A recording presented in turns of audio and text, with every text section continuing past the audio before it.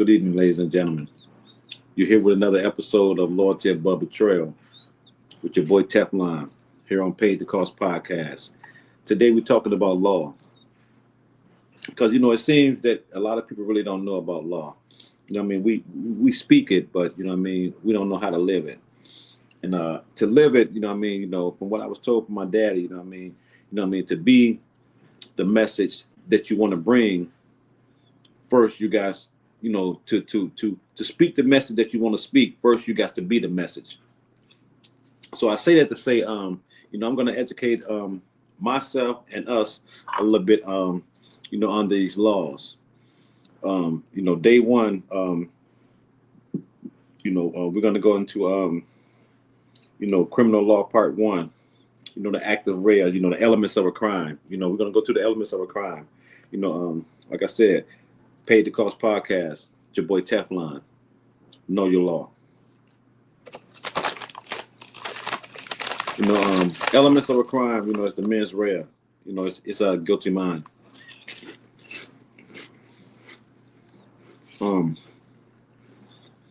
Active rea is the act.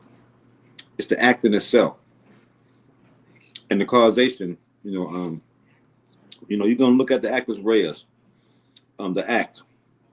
The act must be voluntary, and then the product of the actor's determination or the failing of a legal duty to act. Looking at mens rea. Mens rea in specific intent crimes. Mens rea in specific intent crimes can be determined from the fact pattern. What degree of the guilty mind is required to be determined from the fact pattern. The fact pattern defines crimes as defining both the intent to end quote. But this is a subjective desire, specifically objective or knowledge to accomplish the prohibited results. Mens rea and malice crimes. Malice crimes are like common law murder, arson. Mens rea can be affirmed from the reckless disregard of a high risk of harm, conducting a criminal act without an excuse. It's like self-defense, or the intent can be inferred, from accomplishment of the act. We're looking at mens rea in general intent crimes. General intent crimes like battery, rape, kidnapping, false imprisonment. Mens rea here requires only the intent to perform the unlawful act. That's mean knowingly, recklessly, and negligently.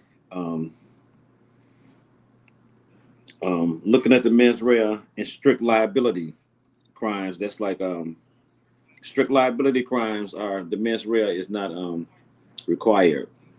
The only thing that's required in strict liability crimes is the actus rea, just the act. Just the act is sufficient.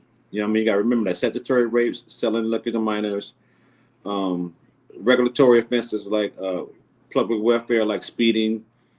You're familiar with that, right? We all is. Strict liability, however, is disfavored. It's from Gibson Company.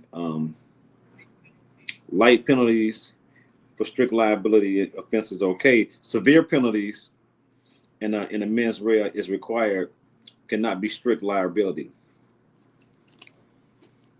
Looking at defenses. Defense of mistake of fact. The defense mistake of fact is available, but it must be an honest mistake for a specific intent crime. The mistake may be unreasonable. Again, that's with the intent to. The mistake may be unreasonable. However, with general intent, that's knowingly, recklessly, or recklessly, or common law murder, arson, the mistake may not be unreasonable. Specific intent is state the fact may be unreasonable, but general intent, it may not be unreasonable. Defense of mistake of law is only a defense when the actor is relying on a decision of the court. In the administrative order and the official interpretation of law, or statute newly outlined or outlined activity not reasonable made available prior to the alleged conduct. Okay, an honest mistake of law is available for defense, believing one could use self-help to require property. You can't use self-help to require property, so you can't just go upon yourself and take that. Jurisdiction and constitutional limits on authority. The state police power is recognized in the 10th Amendment. The federal government has no police power. The federal government has no common law crimes. They are by statute. Neither the federal government or the state can criminalize conduct that's have already occurred or pose criminal liability without a clear warning for conduct that's through the 5th and the 4th Amendment. The 14th Amendment. The 4th Amendment applies the 5th Amendment to the state. Territorial consideration is in jurisdiction. Federal government has jurisdiction over federal-owned or controlled territories. That's conduct by the United States broad and the board ships and planes. The state has jurisdiction over crimes committed fully and or partially in the state, and conduct outside of the state for purpose of committing a crime within the state. Excuse me. And parties involved in its principles is the perpetrator of the crime. They're actively and personally seen at the crime. The accomplice covers a couple of different designations. He's an accessory before the fact or a principal in the second degree, but generally accomplice, he aids or abets a principal prior to and or during the commission of a crime with the intent with the crime to be committed. Principal in the second degree is physically and or present at the crime, such as the getaway driver.